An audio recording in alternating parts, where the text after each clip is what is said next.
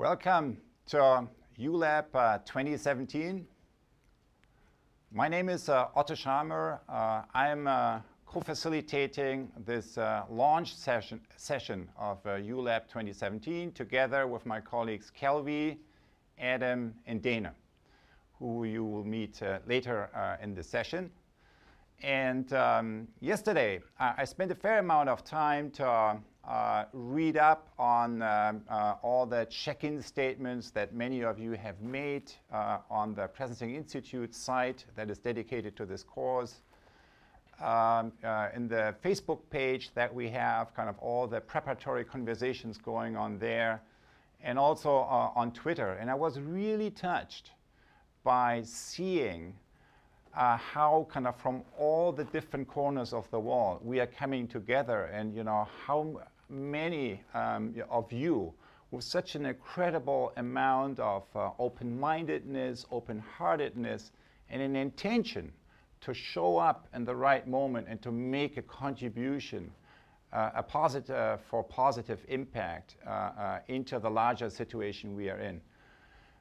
It was really touching, and I felt really inspired kind of by reading all these statements. And one of the statements that particularly resonated with me is this quote here from our colleague and friend from Scotland, Kenneth. And so he writes that, or he said in a conversation that the world is changing rapidly, and we cannot predict the future. We need a capacity to make sense of what is going on and of what a collective response could be. That capacity is sense-making, which is not analysis, since it is using a broader range of data and sources of information.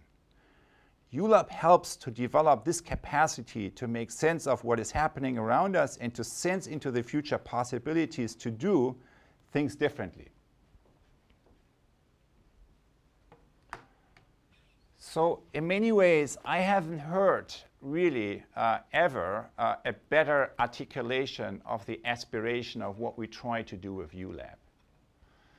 And the aspiration is that we aspire to be, and we are a community that comes together in order to collectively make sense of what's going on around us, and also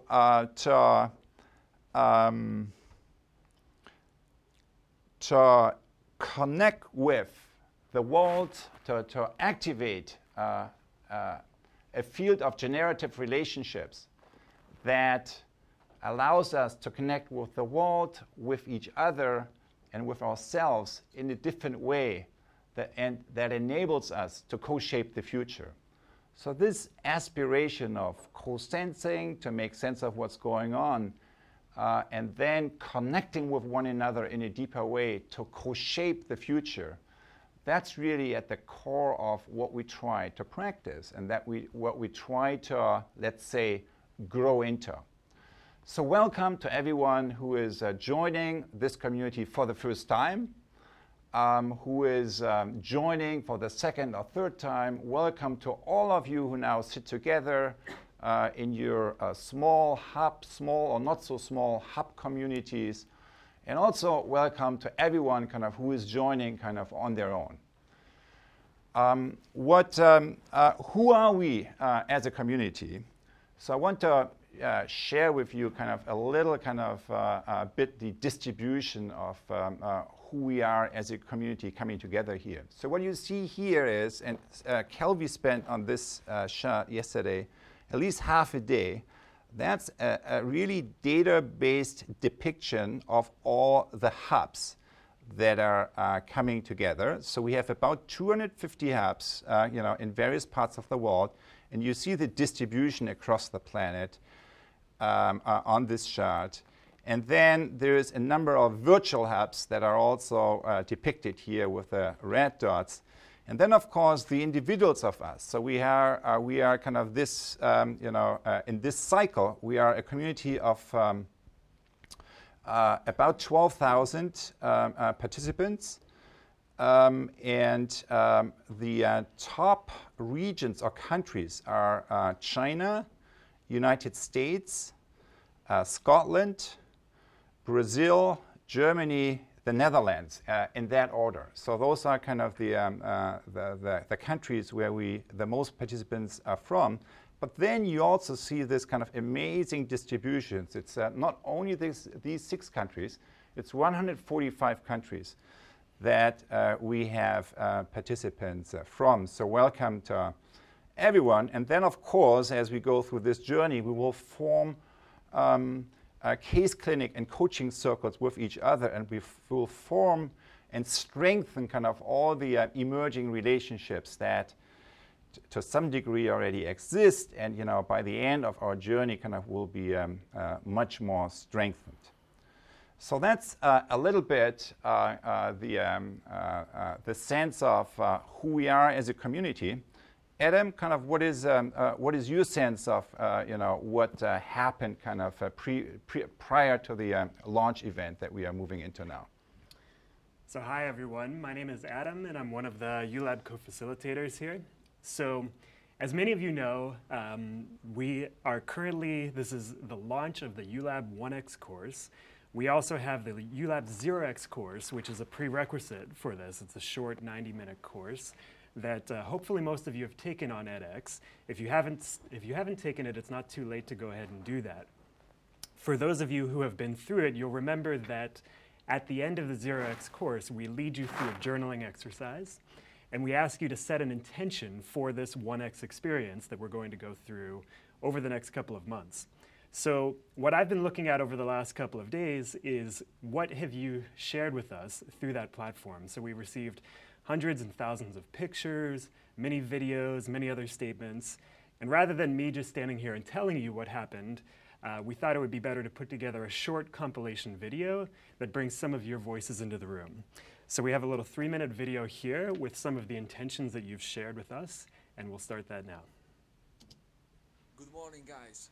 I'm speaking to you from the Gold Coast hinterland in Australia. I'm from Argentina, but currently I'm living in Switzerland. I live currently in Rio de Janeiro in Brazil, but I'm originally from the UK. I work in a community foundation in Cuernavaca, Mexico. I work in a large hospital. We also provide community health services. I'm a graduate student at the University of San Diego studying leadership in higher education. My organisation is a group of GP practices delivering primary care in London. I'm a director of a startup company called Innova Community Energy. This is Australia's first crowd-funded, community-owned energy retailer. And I'm involved in one project trying to build a network all around the globe of social projects related to poverty and climate change. My intention for this ULab journey is, on the one hand, being able to presence more easily. My intention is not totally clear, but I'm excited to share that I do have one, and I landed on something that feels very important to me. So I want to create a conversation in the organisation where we can involve far more people. At the moment, just a limited number of people are involved in change. My intention is that I would like to know what is my next career step. My intention for this ULab is what is necessary for senior citizens to grow older decently in a decent society. Why I'm doing the ULab in Theory U is because I'm looking for tools in order to co-create together with these projects. We're based in the Northern Rivers region of New South Wales, where the community led a very effective campaign to stop coal seam gas and is determined to take control of, our local energy future.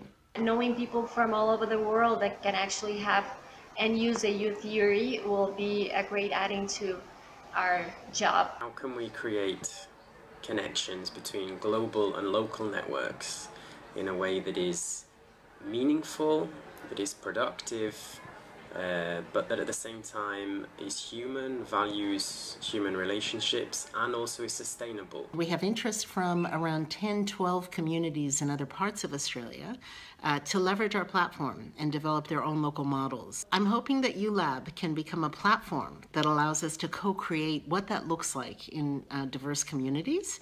And we have a couple of hubs that we hope to bring on board in September that can explore what that local model looks like. I think we could do far more if we are involving far more of our 15,000 staff and unleashing the kind of energy and ideas and wisdom that's to be found there to create a new way of doing things. Don't know what that is, but I'm sure that if we involve more people, if we really get engaged in conversations, if we can involve our patients as well, something much more radical can happen in the future.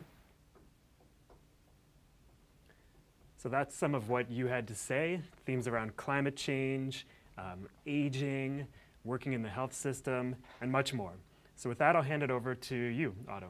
Thank you. So I like the part when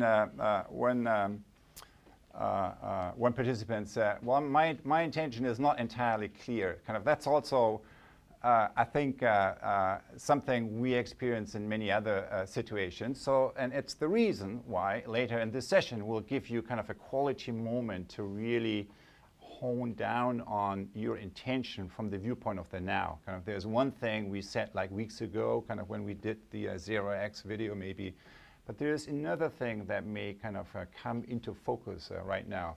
So that's what will be one of the things ahead. So let me give you a little overview here of what's ahead. We talked a little bit about kind of who we are and kind of our aspiration that brings us together here. For the remainder of this 60-minute session, so we are moving from longer sessions to shorter sessions, live sessions, in order to allow for more interactions in the hubs. So in the remainder, we will cover the following 5 elements and points. We'll talk about the current moment we are in. We'll talk a little bit about research. We'll have a moment of mindfulness. We'll have a section of a conversation, Q&A, and we'll talk about the way forward and the process and what's ahead of us. So on the as we go through this, as you saw, kind of we will have a Q&A section, but for if at any point you want to share your questions, your comments, or also later your intention. So this is how you can do it. You can use the ulab@presencing.com email address that will reach us here. And you can also use Twitter for questions or comments. You just use #ULAB. And later, after the moment of mindfulness, which is really, also a moment for us to set the intention, both individually and collectively. If you want, after that, if you want to share maybe what came up for you, you can do it with #ULAB, #intention, so that we can also then easily see kind of what's coming together there. All right, so with that, I would like to invite Dana to join me here. Dana Cunningham is directing the MIT CoLab Center, Community Innovation Center, and just next door here in the Urban Studies Department. And you will meet Dana later in this class, and many of you know that already, in a series of interview segments that really belong to the core curriculum of the entire ULAB. So welcome, Dana. Thank you. So we wanted to talk a little bit, or to kick off, I should say, because you will, after this hour, you will in many ways continue this conversation. Kick off the conversation on the topic, what really is going on in the current moment. And I have, used my poor, drawing skills here to put something up that in the old days, right, like, when this concept was originally developed, like 10 years ago, needed to be, explained kind of in very lengthy ways. But today, in our current age, it's so obvious what's going on around us, not much explanation is actually necessary. And the gist of it is something very simple, which is that we live in a moment of, in a period, in an age of disruption, where as disruption happens, we see ourselves, but also our communities and our larger systems that we participate in, responding to this disruption in 3 ways. The first way is downloading, which is same old, and that kind of no longer is a viable option in more and more topics that we deal with today. The second one is basically this whole area here, which is responding by moving backwards, right? Making ... great again, right? It's an orientation that goes back into the past, and kind of the operating system here is closing the mind, closing the heart, closing the will, and I will, outline in a second kind of what that means, or what are the behaviors kind of in which that is realizing. But what's the third response that we also see, and that is actually the very reason why we come together 2017 as a globally distributed community.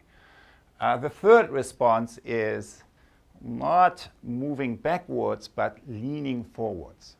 Leaning forward by opening the mind, opening the heart, and opening the will. So what do we see going on today? Both of these things are going on in big ways. I don't need to say a lot to this version here. A closed mind, which is ignorance and prejudice. So what does that result into in terms of behavior? It's denial. Denial of what's going on. Not only in terms, not only amplified through fake news, it's basically disconnecting what we are dealing with. So we are hit by kind of historic kind of biggest ever hurricanes, one after another, coming into the country here, and yet we are in denial of the structural reasons. There is no conversation around how that relates to climate change, which is the obvious kind of condition for this. So that's an example for denial, right? It's hitting you in your face, and yet we are not kind of making the connection. Desensing is kind of closing the heart. Desensing is, not only echo chambers kind of which are kind of digitally amplified, as you all know, but it's also kind of this whole deepening of us versus them. So here in this country, it's not one country, it's several countries that are more and more moving apart. And that is happening in many communities. So that condition, again, is something we can observe and witness in many places. Absencing is really, holding on to the old, right? It's kind of the me first, the ego first, kind of the approach that we see here, where we hold on to the past rather than opening up to the future, blaming others, which is, for everything, which is, the lacking ability to reflect on yourself, and then, of course, destruction. All right, so I could give many more examples, but it's not really necessary because we all see this going on, sometimes happening without us and sometimes happening with us, even though that in most cases will be unintentional. Dana, what do you think? Well, I think that as humans, most of us actually spend a lot of our time in this space. We are taught to sort of confirm the things we already know, and we approach situations looking for that confirmation, confirming data. So it's just constantly downloading what we already know and see in the world to confirm ourselves. But it is possible to make a pivot. It is possible to shift to a more generative way of seeing and acting in the world. And that begins with opening the mind, being curious. What actually is that in front of me? How do I understand it? How might I see it with fresh eyes? How might I quiet the voices in my head that tell me, oh, I've seen this before. I know exactly what this is. It's not anything new or promising. How do I quiet those voices and open my mind with a sense of curiosity? How do I open my heart and feel a sense of compassion and an understanding, an effort to try to understand from the other person's perspective what is happening in the world or in front of me? And that sensing, really having the sensitivity and the clarity and the openness to connect with people in a different way and situations in a different way. And that's the open heart, that's compassion.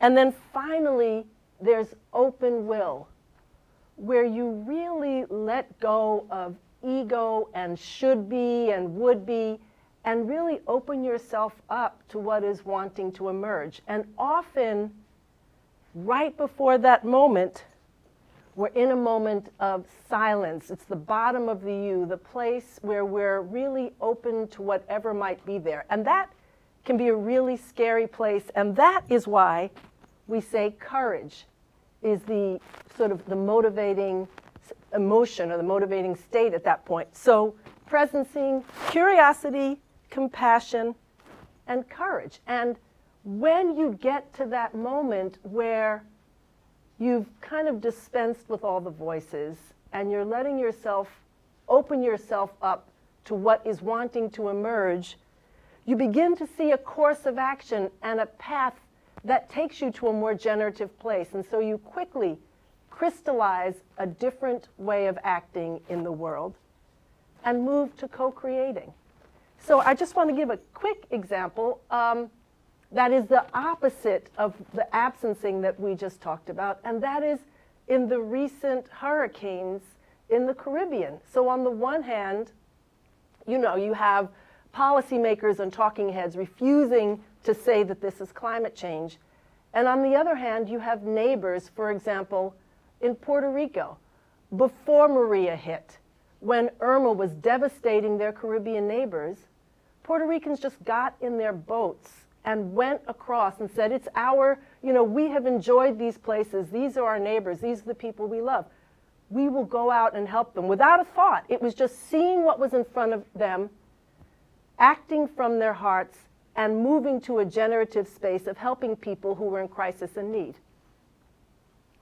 So that is the opposite. That is the opportunity for us in this moment. And it's both on an individual level and on a collective level. And so that is the set of capacities and skills that we need to move towards what our colleague from Scotland, Kenneth, talked about, this collective sensing and acting capacity.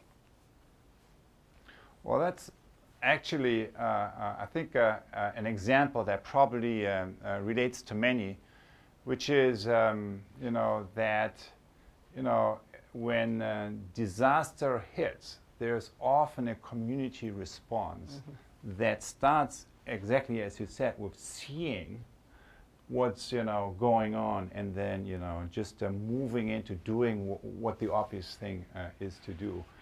And in the yesterday, when I read up in the Facebook page, there was one thread of conversation. Somebody asked, okay, summarize your ULab experience in one sentence.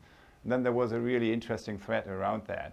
So what's the essence of ULab in one sentence? And in this context, and you know, yesterday, you know, I was just reading it, but now thinking about that question in this context, we could say, you know, the main thing about ULab, what we try to be in service of, what we try to cultivate, is the shift from here to here, right? It's the shift from an ecosystem awareness where you're just boxed inside your own walls, and moving to an ecosystem awareness that allows you to connect with the larger field of intelligence surrounding us. And that requires the cultivation of these capacities. So what we basically see happening when kind of these phenomena are amplified today, that's basically, from this analysis, it's a failure. It's not because people have bad intentions. It's because we have not enough capacity here individually and collectively. And that's what we try to do. So ULab is like a laboratory to develop these capacities individually, face-to-face, relationally, but also on a systems level.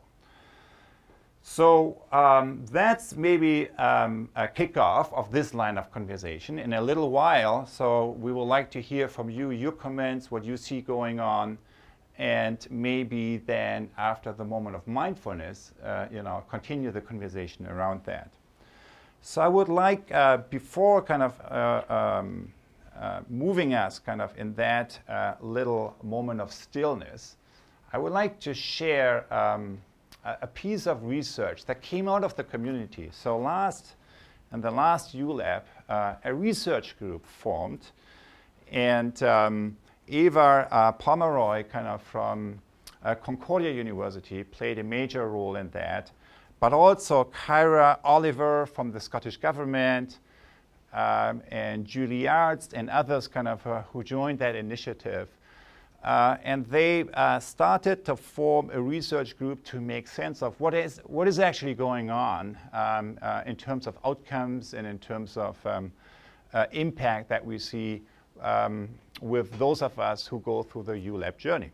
So why don't we listen to Eva, who is summarizing some of her emerging key observations, and then we'll take it from there. Those findings tend to fall into two categories. One is about the process of moving into ULab and moving into transformational learning, and the other is about some of the outcomes. So on the process side, what we think we're seeing is a process whereby initially people feel some sort of alignment with Theory U, with the underlying values and with the practices, and that alignment draws them toward it. And then once in ULab, there's a real process of shaping and adapting the learning experience to kind of fit the individual and fit their context. And that happens through choosing which parts of ULab they want to take part in, which practices, whether they do it as an individual or in a hub, what material they choose to engage with. So then as people move through the process, and maybe do that several times, there seems to be an integration that occurs, so that as they are moving out into their world, the way of thinking and the practices that people kind of cultivate in ULab are start to be enacted in people's organizations and in their lives. So that's what seems to be surfacing on the process side.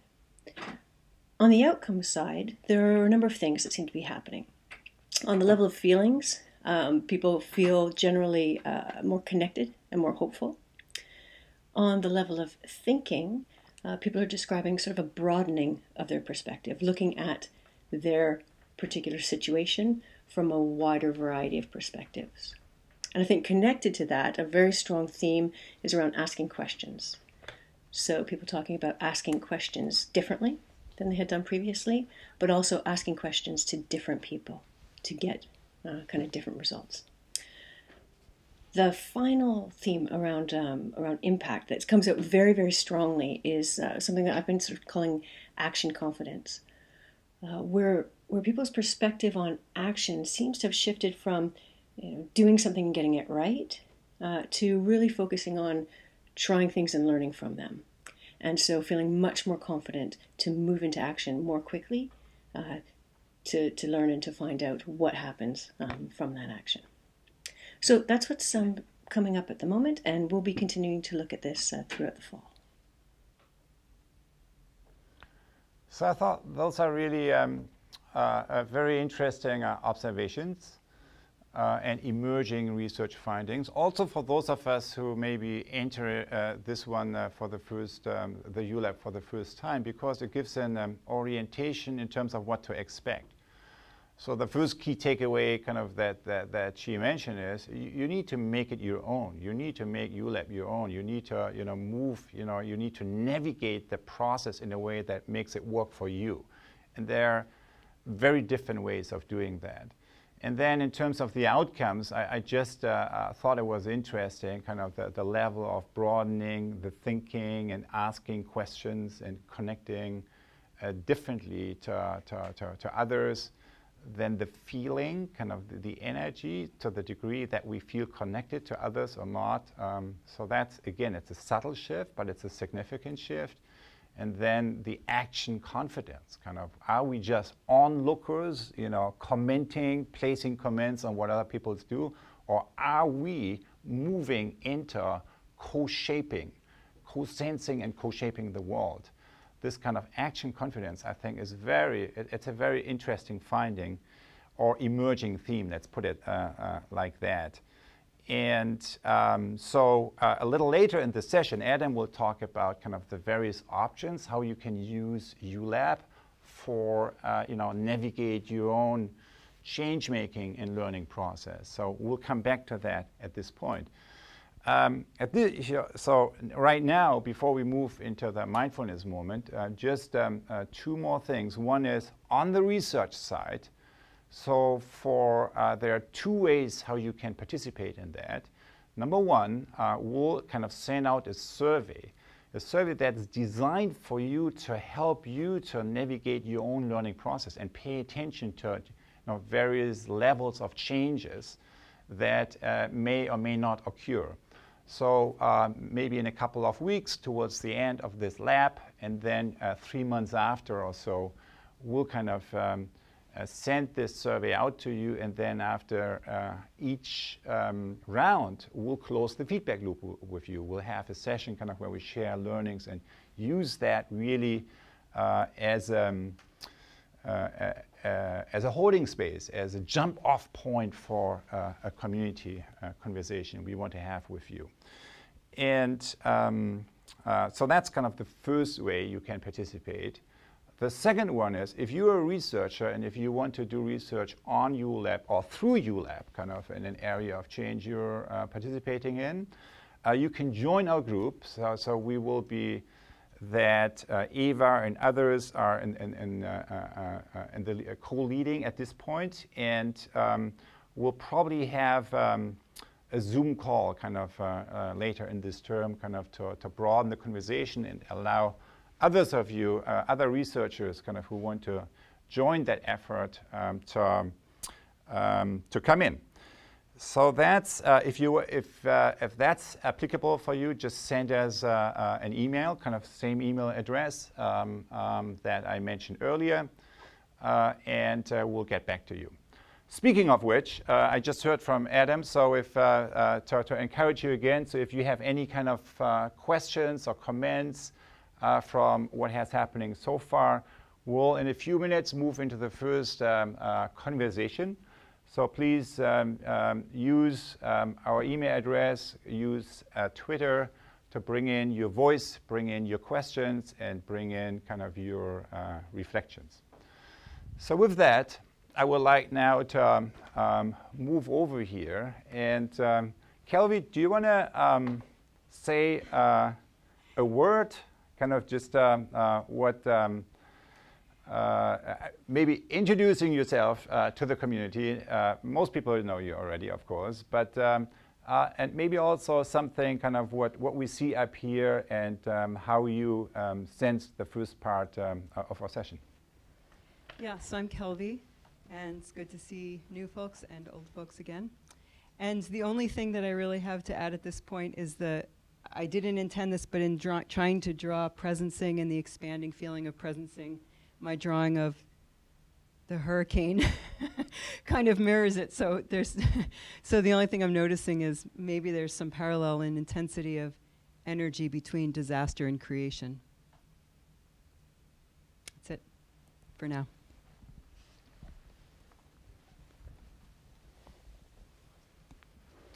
All right, so let's now move into a little kind of moment of stillness where we connect with one another through mindfulness. So sit upright in your chair, plant your feet firmly on the ground. You can do this exercise with your eyes closed or with your eyes open, whichever works better.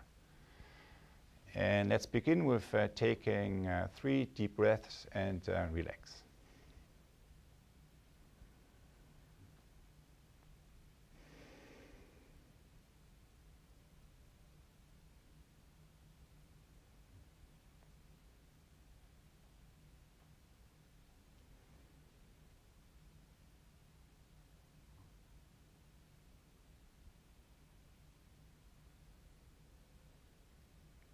And now slowly move your attention downwards to your legs, to your feet.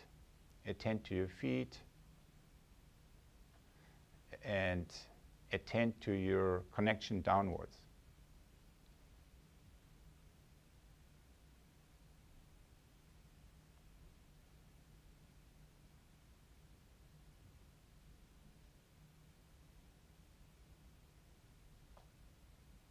If we were trees, we would have physical roots going downward. As human beings, we don't have these physical roots, but we still can feel the connection to Earth.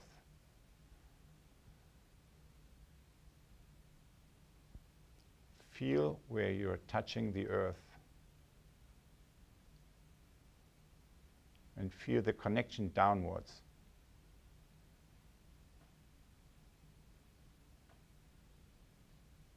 All the way down to the middle of the Earth.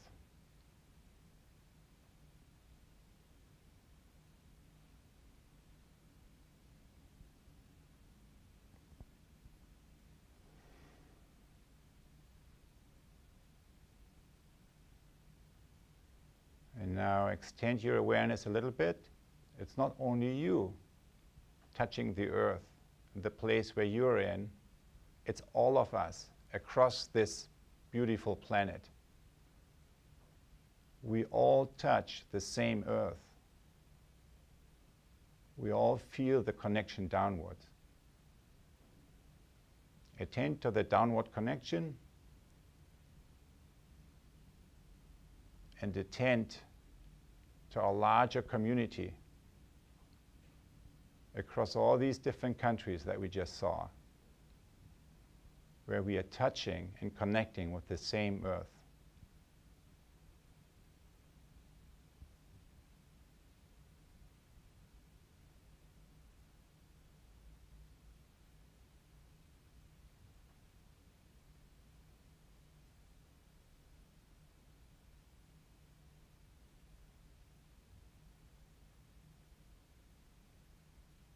And now move your attention upwards to your heart.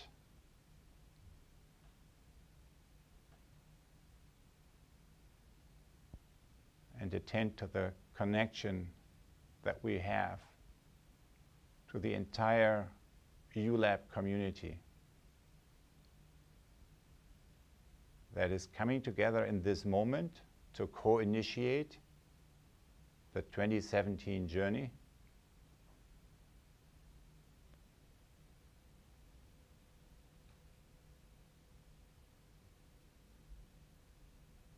And attend to all the communities that we are connected with. It's only a few of us that are coming together in this moment, but we are connected. Each of us is connected with so many other networks and communities of like-minded people.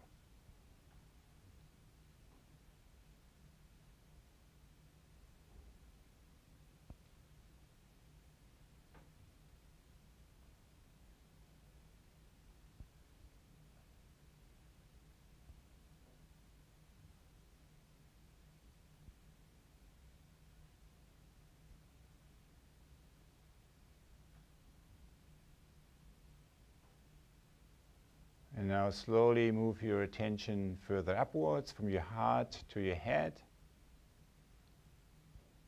Attend to the upper sphere of your head.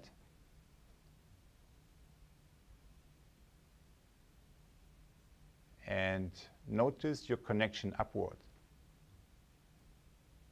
Attend to your head and attend, if you can, to your connection upwards.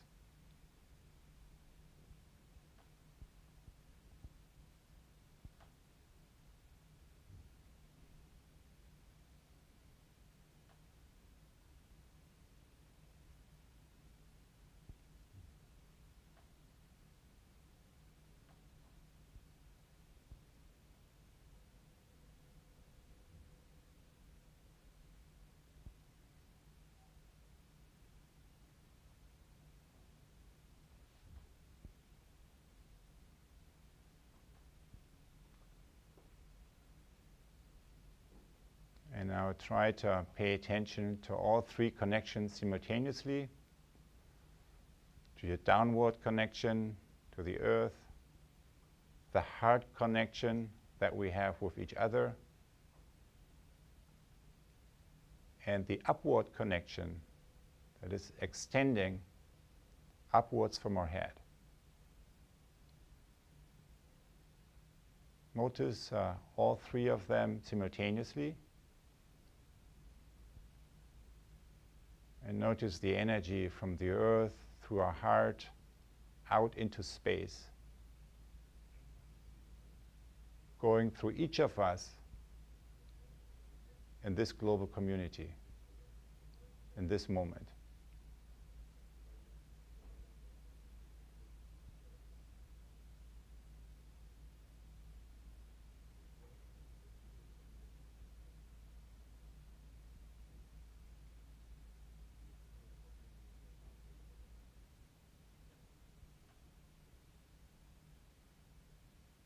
And now attend to us as a global community with all this energy moving out and moving through.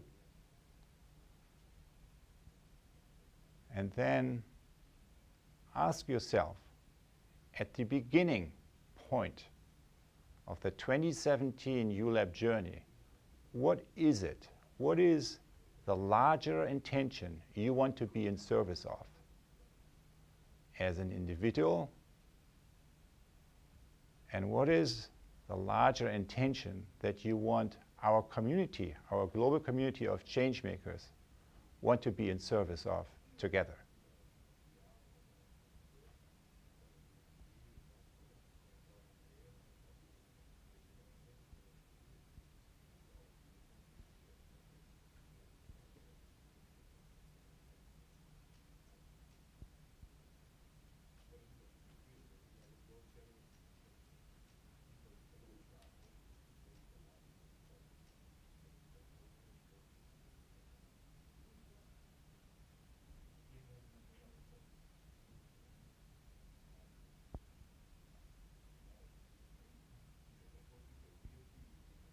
And when you have done so, take another deep breath.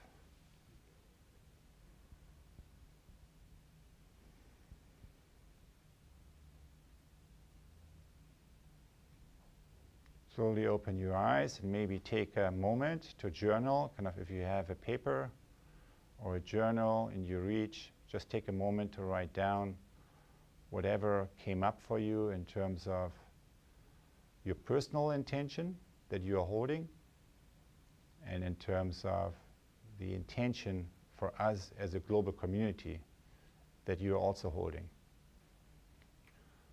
Write it down so you capture it for yourself,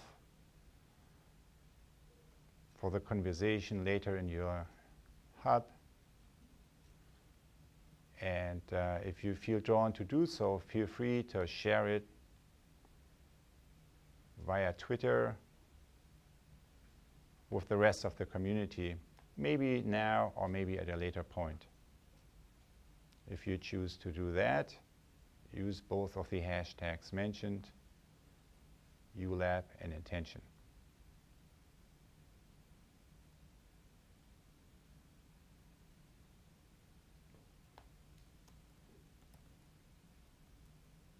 So let's take another minute or so, kind of just as a transition time where you finish up your journaling, where you may or may not share what came up for you via social media.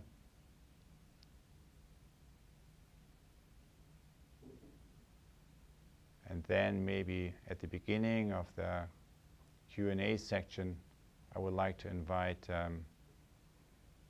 Adam in a few moments from now to share a little bit with us what's ahead of us and also what will be different on the 2017 ULAB journey compared to the earlier ones we had the last couple of years.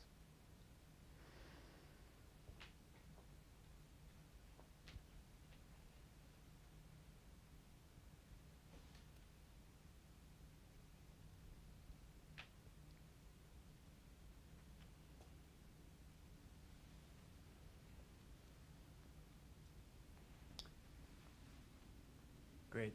So coming now back out of this moment of mindfulness, as Otto said, I wanted to give a little bit of an overview of this ULab journey that we're now beginning over the next couple of months. While I'm doing that, again, we would love to hear from you. We want to know what your questions are. We want to know what questions you have about either the ULab journey we're going to go on, about any of the content that was presented here today. So again, you can send that in via Twitter with the ULab hashtag and also the ULab email address. So while I'm giving this little overview, please continue to share your questions. I'll just have to find the board here. Maybe Kelvin can help me out with it, but here we are. So basically, the ULab journey over the next couple of weeks will look like this. So we have these live sessions, as you know, that we'll do once a month. And in addition to the live sessions, we will be releasing pre-recorded content every 2 weeks. So for those of you who have been part of this journey before, what we've done in the past is that we've released new content every week. What we heard from many people is that doesn't give you enough time to actually go out and engage in the practices that we're introducing. So now you have 2 weeks in between sessions. We hope that will give you a little bit more time to both learn the ideas and concepts and go out and put them into practice. But in order to not lose momentum along the way, we're going to try something else that'll be a little bit different this year. So during the weeks where we are not releasing new content, we're going to host what we're calling an office hours live session. So some of you may know we do office hours usually during ULab, which is a video we'll record reflecting on what we've seen, what you've shared with us during the week.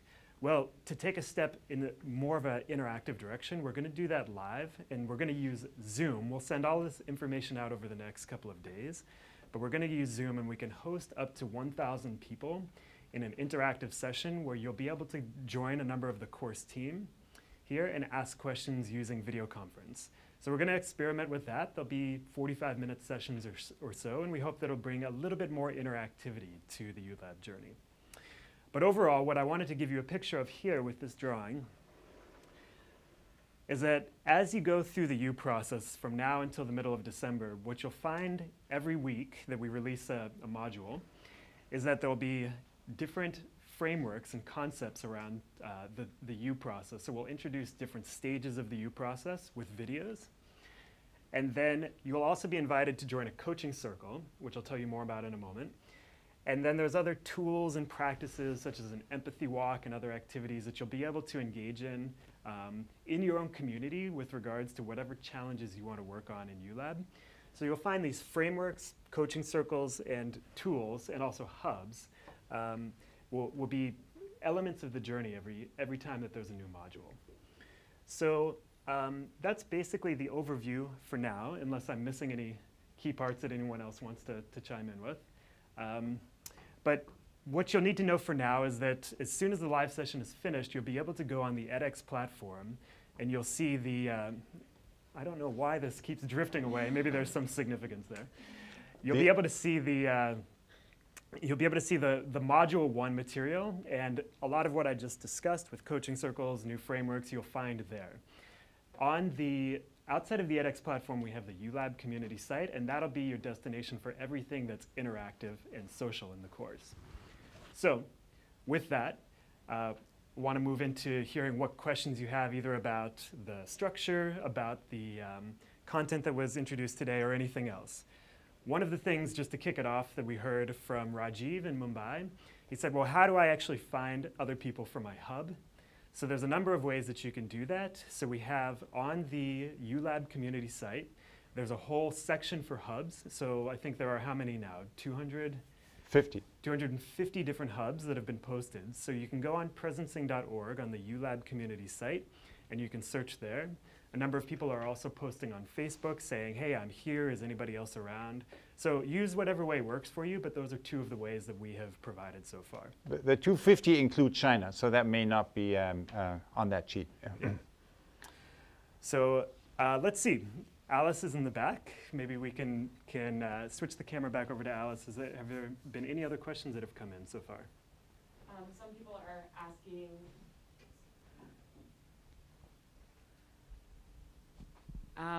we have a question from Germany, who's somebody named Michael Kang, who's asking himself, how am I involved in absencing? So they're going through this and trying to apply that to their own lives and how they're doing, can move beyond absencing. And we also have a lot of intentions coming in. And we have some questions about how ULab might transform the inner life of leaders of countries. And I know that in the Netherlands, there are members of the government who are participating. So that is happening around the world as well. Yeah, well, I think those are very good comments, really, and also questions. So to maybe align on each of them. So starting with the last one, yes, but the leaders in the country, of course, are not limited to government. They are, in our day and age, really coming from across all the sectors: civil society, business, government, academia, media, and how all these worlds are connecting with each other. And that's really what we try to cultivate. So, and it is true, kind of as of late, there is kind of beginning, and it's really interesting that also in the context of ULab, Scotland is an example of engaging leaders across the sectors on a country level. And a second emerging example is coming from the Netherlands. And both of these countries are also very high up kind of in the participation, as I mentioned earlier. So what was the other question? How am I participating in absencing? That, of course, is a great pointer and maybe a great conversation that we should continue, or inquiry that we should continue to have kind of throughout the next 2 or 3 months. And basically, I think if you look at this map here, I think it's amazing how many kind of small groups and seeds of the future are already existing here. Many more than you would think kind of from public consumption. And most of us, I mean, every one of us will be participating in some of them. Yet, collectively, we as larger systems create results that no one wants, basically wrecking the planet,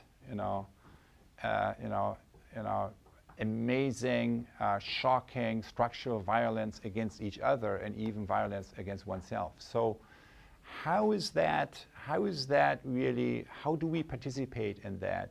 That has to do with a systemic blind spot that really the ULab journey is designed for, to be illuminated kind of with, because no one can discover that alone. So that's where we need the conversation. And that would be a very important thread of inquiry and dialogue throughout. And what we see here is kind of, we all know a lot is happening here, and now we are unintentionally also often participating here. But also a lot is happening here, and that's often not amplified, right? Media is amplifying this, it's not amplifying this. And that will be another area where we, as a community, want to make a step forward. And during the next live session, kind of we'll be talking about what's in the pipeline here for the next months. More comments or questions? So I think there's a great question from Martha on Twitter who asks, how to balance coming together with like-minded ULab folks and also opening to starkly different perspectives. So Otto, we're beginning the co-initiating week or module here. So how do you think about that balance between bringing like-minded people together but also not getting caught in your own bubble? Well, I mean, I would also like to invite Dana kind of into the conversation here to that, but also any other of the questions already mentioned. So obviously you have led kind of many of these projects. I would just kick it off kind of with one thought about that. It really depends on your intention. I think there is, we have seen many of these hubs and coaching circles that start off more on the personal side, and then it's perfectly okay to keep it smaller and to keep it people that can be helpful in your inquiry there. But then we also see in many of these hubs that then, having done that one cycle, people say, now I really want to, engage my local network of stakeholders here around a change initiative that I want to make happen. And that's, of course, where you need to be more inclusive and bring in all the key people that need to work together differently in order to change the system. So, in other words, kind of to the degree of, how much you include, others who may not be at the same wavelength really also depends on your intention. And I would just add that part of the shape of your intention is informed by compassion, so and curiosity and an open heart. So how do you perceive people who are so different from you? What is your interest in learning something about them? How do you imagine them as human in the same way that you are and yet different? So compassion, I think, and curiosity are always among the most important qualities that you need to engage people who are very different from you. And then you have, in the ULab journey, of course, different levels of engagement. Kind of the first level is, who are you taking this journey together with, right? Say in your hub. But then, as you go into the sensing activities, and again, this year will give you a lot more time for that, you reach out kind of to a whole other set of stakeholders that is not in your own core group. So there are like different layers kind of that you can also use to connect, to basically get out of your own bubble and to connect with the larger ecosystem around you. So I have a practical question from Daisy, who says, I'm really confused about how I find a coaching circle to join. That's totally understandable, Daisy, and anyone else who is wondering that, because we haven't actually explained that yet. So let me just take 30 seconds and explain that. So after this live session, you'll be able to go on the edX site, and there's a whole section about how do you find a coaching circle. And there's various ways. You may be an individual who doesn't know anybody else in ULab. That's perfectly fine, and in fact, we've planned for that. So there'll be a whole mechanism that you can use to look for other groups, find other people that you can join, and hopefully find others who you can meet with together at the same time each week. So others find coaching circles in their hubs or in other places, but if you go on edX this week, we have a whole section with videos and tutorials explaining how exactly you can do that. All right. So maybe let me answer a question that wasn't asked.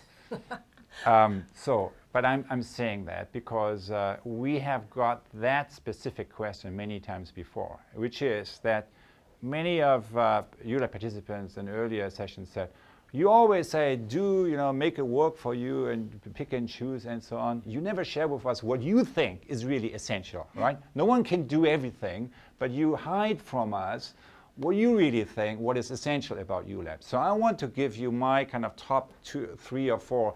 It's not, each of us would give a different list here, but I want to give you my top 3. No one can do everything. We know that. We have to make choices. So if you have to make choices, what are the 3 things to do in ULab? I would say, number 1, watch the 0x. So that is something that is supposed to be a requirement, yet many people for some reason haven't done that. That's an hour or 90 minutes max well spent. That's the first thing. The second thing is watch her interviews. So really, so you get the whole thing kind of in a really, and I don't know, it comes up week 2 or 3. Maybe we can like Netflix style kind of make them available so you can binge watch them. So that's the second thing I would say, kind of because that brings the whole thing alive in a very concrete example. And here's the third thing: form a coaching circle. That's really core. And so the first 2 things is here, that's kind of content material on the frameworks. But if you want to move beyond this, there's only one way of doing it.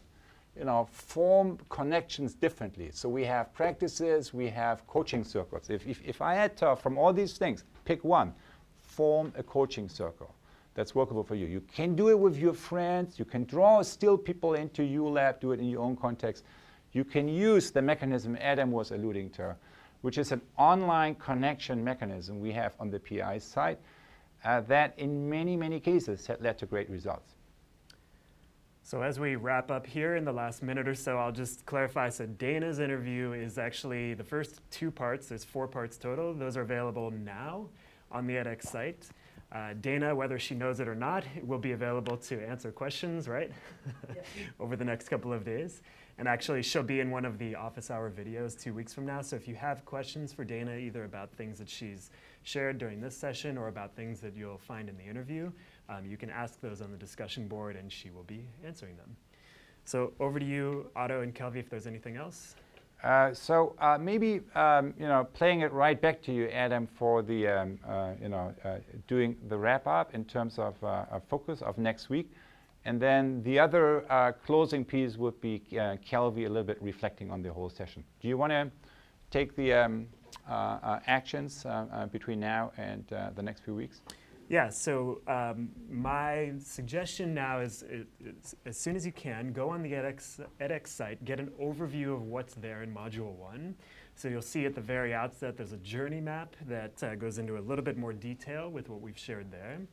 You'll see an introduction to the levels of listening, which is one of the really key frameworks and practices that you'll be able to engage with during ULab. So you'll learn about the levels of listening. You will have a chance to begin using our listening assessment tool. You'll form a coaching circle and do your first case clinic over the next 2 weeks. And we also invite you to take an empathy walk. So all of this is explained in the first module. The next module will be released 2 weeks after that, but we will be, as I said, having office hours live 1 week from now, and we'll be present on the discussion board for any other conversation or questions between now and then. Very good. Over to you, Kelvy.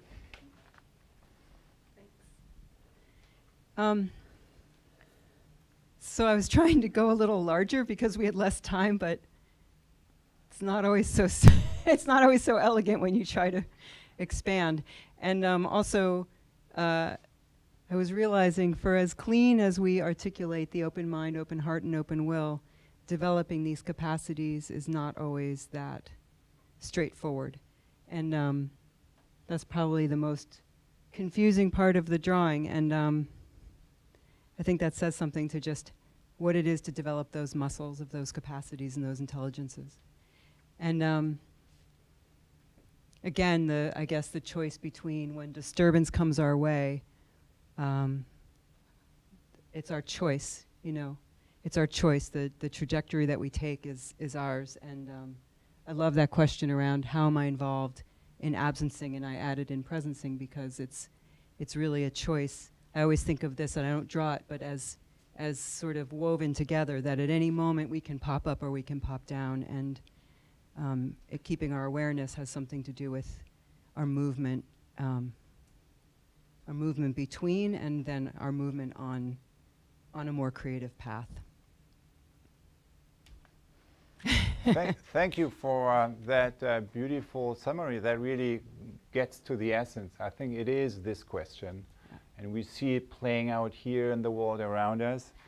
We see it kind of emerging from within and through us. And what caught my attention just visually is all these, so the same movement here, which is the intention that we want to be in service of.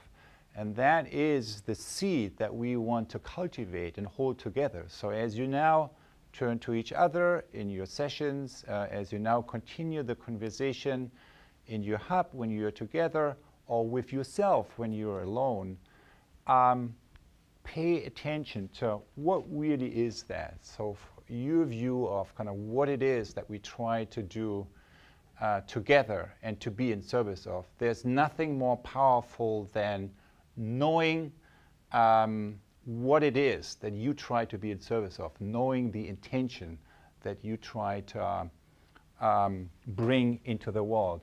So these seeds of the future clarify them, crystallize them, so that as we move through the next 2-3 months, we can really use them as something that continues to grow and unfold. Thank you very much for joining this session. Our apologies that we went 3-4 minutes over or so, and we look forward to reconnect with you in a few weeks.